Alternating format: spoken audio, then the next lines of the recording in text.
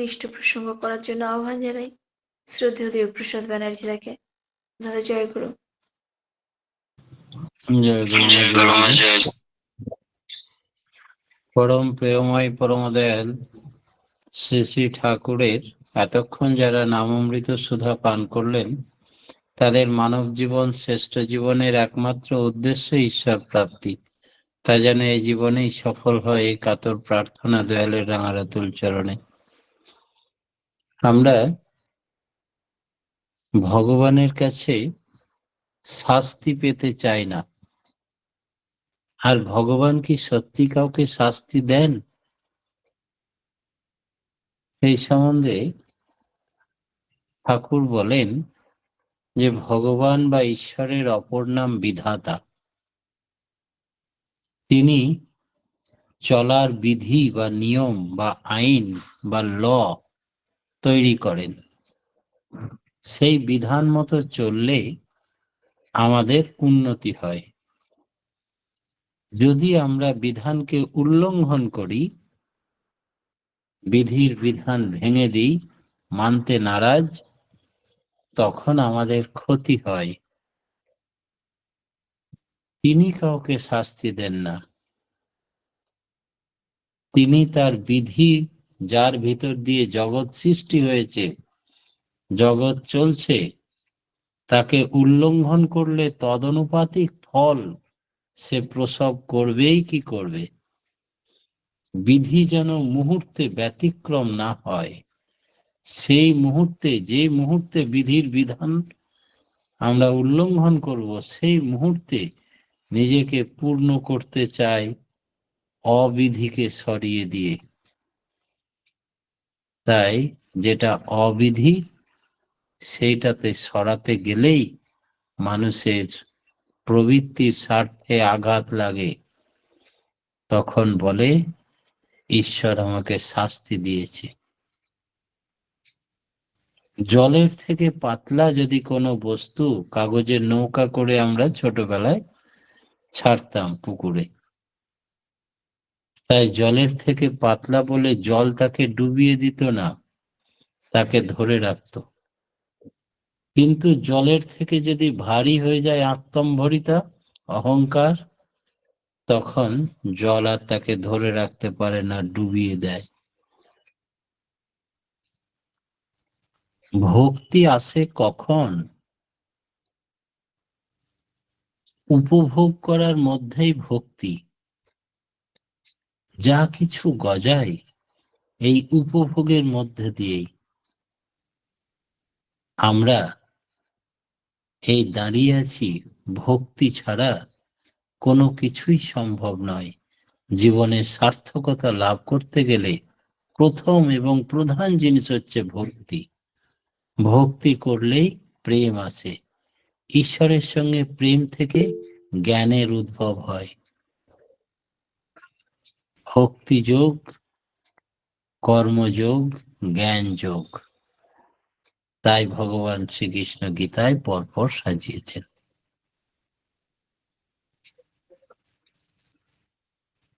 বৈধি চলনে মুক্তি হতে পারে, কিন্তু ভক্তি হয় না। মুক্তি না হলে আবার কৃষ্ণ প্রেম আসে না। যখন সমস্ত প্রবৃত্তি সার্থকতায় দাঁড়ায়, ইষ্টার্থ প্রাণ হয়ে যায়, তখন ভক্তি আসে। কিংবা ভক্তি আসলে এগুলি আসে, একে অপরের সঙ্গে অঙ্গাঙ্গী ভাবে জড়িত। পুরুষ আকারের ভিতর দিয়ে অগ্রসর হলেও ভক্তি আসে, নতবা শুধু শুধু ভক্তিবিহীন জ্ঞান বাচক জ্ঞান মাত্র, তাতে কিছু লাভ হয় না। পূর্ণতা বলে কিছু আছে কিনা? পূর্ণতা বলতে পারফেকশন, এই জিনিসটা স্থিতিশীল হয় না।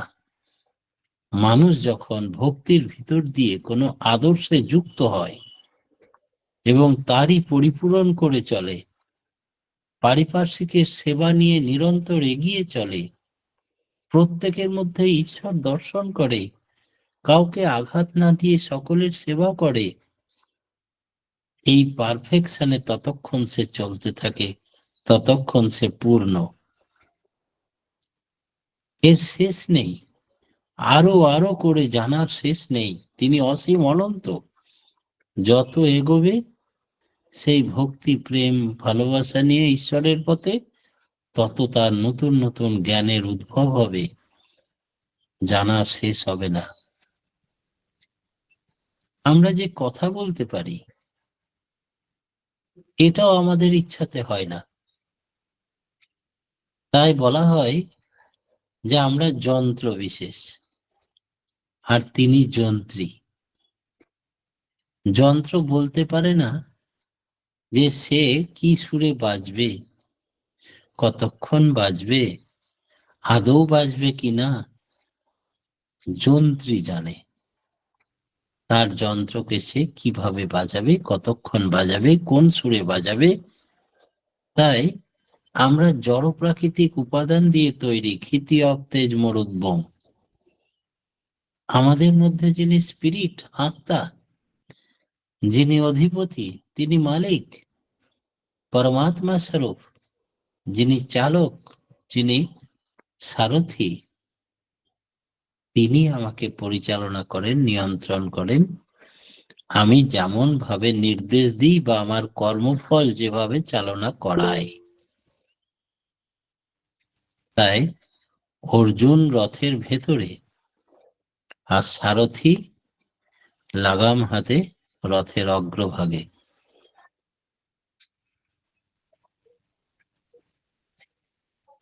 একান্ত ভাবে ঈশ্বরকে ভালোবাসতে হয়। এই একান্ত ভাবটা কিরকম? যিনি ছাড়া আমাদের আর কিছুই নেই। পৃথিবীতে স্ত্রী, পুত্র, পরিবার, ধন, জন, ঐশ্বর্য, বাড়ি, ঘর, গাড়ি, কোনোটার সঙ্গে তার তুলনা করা যাবে না। তিনি একমাত্র একান্ত। শুধু তুমি আছো আর আমি আছি, আর সব তোমাতে বিলীন। পূজ্যপাদ দাদার অপূর্ব লেখা। এইসব ব্যাপারে নির্বাক হয়ে ভাবতে হয়। বুদ্ধদেব কেন নীরব ছিলেন? তার বালক সুলভ আচরণ প্রকৃতপক্ষে কথা বলে যা মানুষকে বোঝানো যাবে না, নীরবতার সাধনার মাধ্যমে তিনি তাই বোঝাতে পেরেছেন। এবং এই নীরব বা নিরম্ব থাকার অভ্যাস মানুষের থাকা দরকার। অনর্গল কথা বলতে বলতে মানুষ হালকা হয়ে যায়, অন্তর্মুখী হয় না। তাই বাইরের দৃষ্টি বন্ধ করে অন্তর্দৃষ্টির দ্বার উন্মোচন করে তাকে অনুভব করা হয়। তাতেই নির্বাণ লাভ হয়।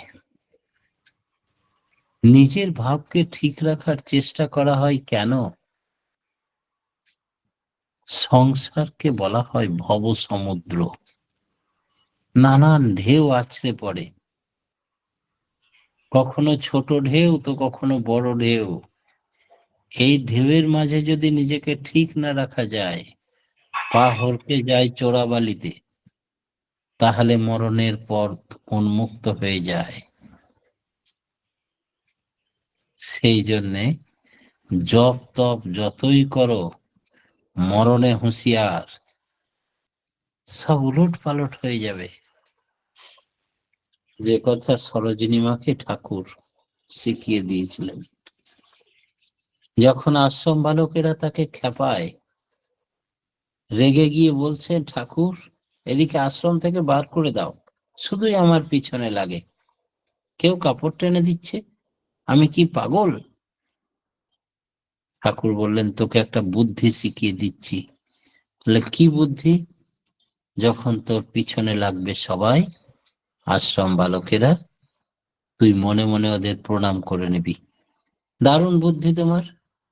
আমাকেই খেপাবে আর আমি তাদের প্রণাম করব, গাল দেব না? বলে, না, কেন করবি বলি, পুরো কথাটা শোন। বলো।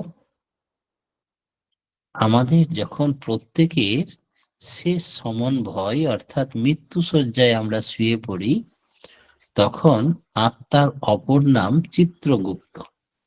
সারা জীবনে গুপ্ত রূপে যা কিছু করেছি তিনি চিত্রের মধ্যে ক্যামেরাবদ্ধ করে রাখেন। সেইগুলো ওই মৃত্যু শয্যায় শয়ন অবস্থায় সে দেখাতে থাকে, এই বয়সে এই করেছো, এই বয়সে এই করেছো। আর ওইগুলো যদি তুমি অবাক হয়ে দেখতে থাকো আর সেই অবস্থায় প্রাণবায়ু বেরিয়ে যায়, তাহলে সেখানেই তোমার ঠাঁই হয়ে যাবে ভগবান শ্রীকৃষ্ণ গীতা। তাই তুমি কি করবে না, তো যখন চিত্রগুপ্ত তোমাকে ওইসব দেখাবে তুমি দেখবে না, জোর করে ঠাকুরের মূর্তিকে বসাবে ত্রিকুটে, জ্যোতির্ময় রূপ নিয়ে আর অফুরন্ত নাম দ্রুত গতিতে চালিয়ে যাবে। তাহলে সেই অবস্থায় যদি প্রাণবায়ু বেরিয়ে যায়, সোজা একেবারে আমার কাছে চলে আসবে, বিষ্ণুর পাদ পদ্মে ঠাঁই হয়ে যাবে, জন্ম মৃত্যুর পাড়ে চলে যাবে, আর বারবার জন্মাতে হবে না। এই অপূর্ব তুক, তুমি এবার ওদের প্রণাম করবে কেন? যারা তোমাকে খেপাচ্ছে, রাগাচ্ছে, তারা তোমার টেস্ট পরীক্ষা নিচ্ছে। শেষ সমন ভয় যখন দেখাবে তখনও তুমি সবকে উপেক্ষা করে ঠাকুরের প্রতি বেশি নিষ্ঠা দিতে পারছো কিনা। সামান্যকে উত্তেজিত করছে, গালি দিচ্ছে, কাপড় টেনে দিচ্ছে, তাতেই তুমি যদি উত্তেজিত হয়ে যাও, তাহলে টেস্ট পরীক্ষায় ফেল করে যাবে, শেষ সমান ভয় থেকে বাঁচতে পারবে না। তাই ওরা টেস্ট পরীক্ষা নিচ্ছে, তোমার কত বড় উপকার করছে বলো। মৃত্যুর আগে অনেকবার টেস্ট পরীক্ষায় পাস করলে সে ফাইনালেও ভালো রেজাল্ট করবে। তাই তুমি রেগে গিয়ে তাদেরকে প্রত্যুত্তর করে গালাগালি করবে না, তুমি বরং তাদেরকে মনে মনে ছোট বলে পায়ে হাত দিয়ে না পারলেও মনে মনে প্রণাম করবে, যে তোমরা না বলতেই আমার টেস্ট পরীক্ষা নিয়ে দেখছো, আমি রাখছি না, বিধাতা এই পরীক্ষায় যেন আমি পাস করে যাই। বলে আরো বেশি করে নাম করবি, তাহলে শেষ সমন ভয়েও উতরে যাবি। কি অপূর্ব ঠাকুরের ব্যাখ্যা! তাই নিজের ভাব ঠিক রাখার জন্য সংসারের প্রত্যেকটা দিনে আমাদের পরীক্ষা দিতে হয়, আর সব পরীক্ষায় এই ভবসাগরের সব ঢেউগুলোকে লাফিয়ে লাফিয়ে পার করে দিতে হয়। উন্নতি ও বিবর্তনের একমাত্র পথ কি? এমন কোনো মানুষ নেই যে উন্নতি চায় না, বিবর্তন চায় না, আরো থেকে আরো পথ খুঁজতে চায় না, এরকম কোনো মানুষ নেই। সবাই চায় being and becoming of existence is ধর্ম, বাঁচতে চায় আর বাড়তে চায়। তাহলে বাঁচা বাড়াটা হবে কি করলে? কি করলে আমাদের উন্নতি হবে, আরো বিবর্তন হবে? ঠাকুর বলছেন, ঈশ্বর অনুরাগী হলো উন্নতির ও বিবর্তনের একমাত্র পথ। প্রবৃত্তি বা শয়তানকে এড়িয়ে যতই আমরা ঈশ্বর অনুরাগী হতে পারবো, ততই ভালো, ততই আমাদের উন্নতি। তাকেই বলে ধর্ম। ধর্মের কোনো ভেদ নেই, এগুলো এক একটি স্কুল। বিভিন্ন ধর্মের প্রতিষ্ঠান হচ্ছে এক একটি স্কুল। প্রেরিত পুরুষরাও এক বার্তাবাহী, প্রত্যেকেরই যেন তেন প্রকারণে ঈশ্বরের প্রতি শ্রদ্ধা ভক্তি আনতি নিয়ে আসাই তাদের কাজ। ধর্মের গ্লানি যখন আসে, যেখানে যে অবস্থা যেভাবে আবির্ভাবের প্রয়োজন হয়, সেখানে তিনি তেমন ভাবে নাম পাল্টে, ভেষ পাল্টে, দেশ পাল্টে, বাবা মা পাল্টে বারবার শুধু বাঁচা বাড়ার কথা, জাতির বর্ণ ধর্ম নির্বিশেষে তিনি আসেন। তার আগমন সীমাবদ্ধ নয়, বিশেষ কোনো শ্রেণীর মধ্যেই আসবেন তার কোনো গ্যারেন্টি নেই।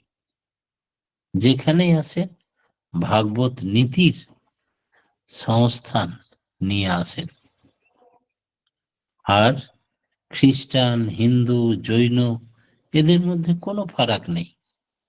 কেউ যদি ভাবে যীশু খ্রিস্ট আমার নয়, শ্রীকৃষ্ণ আমার নিজের, বুদ্ধ আমার নয় গো, সে বঞ্চিত হয়ে গেল ওই জেসাসের আশীর্বাদ পুষ্ট বাণীগুলো থেকে, বঞ্চিত হয়ে গেল ওই অন্য অবতার মহাপুরুষদের আশীর্বাদ পুষ্ট বাণী বা উপদেশ থেকে। তাই ভাবতে হয় সব অবতার মহাপুরুষই আমার জন্যই তারা এত কথা বলেছেন। নিজেকে বঞ্চিত করতে নেই, আবার প্রত্যেকের দ্বারা পূর্বতন ব্যাখ্যা এবং পরিপূরিত হন।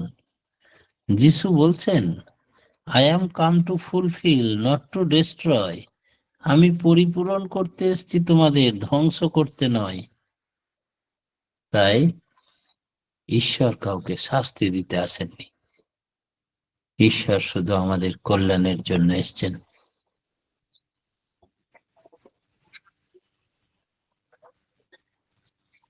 একজন খ্রিস্টান ধর্মগুরু সবারই ধর্মগুরু, তাকে আলাদা ভেবে নেওয়া ঠিক নয়।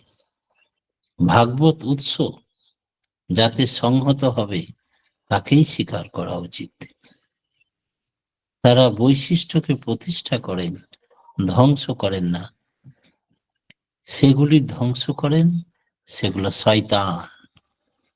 জীবনকে যারা ভালোবাসে, নিশ্চয় ব্যাধিকে তারা ভালোবাসে না।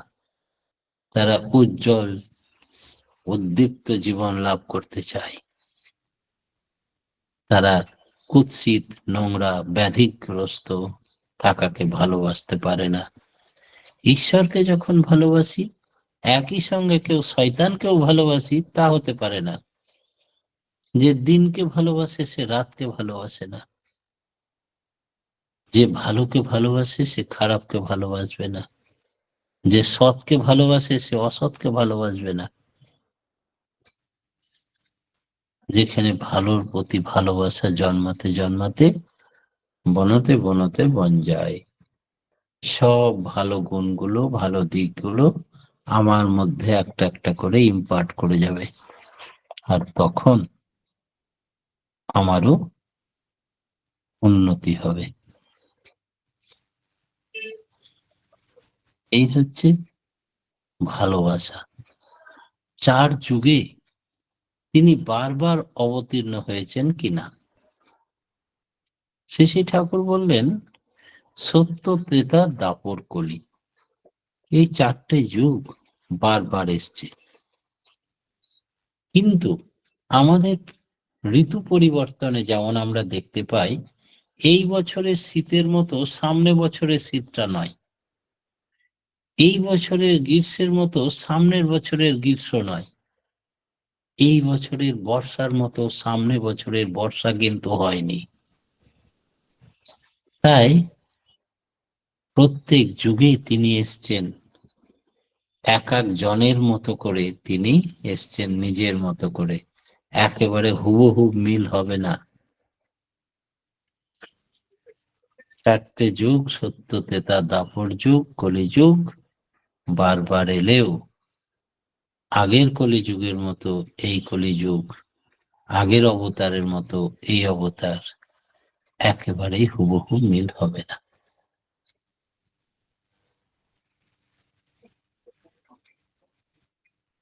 তাই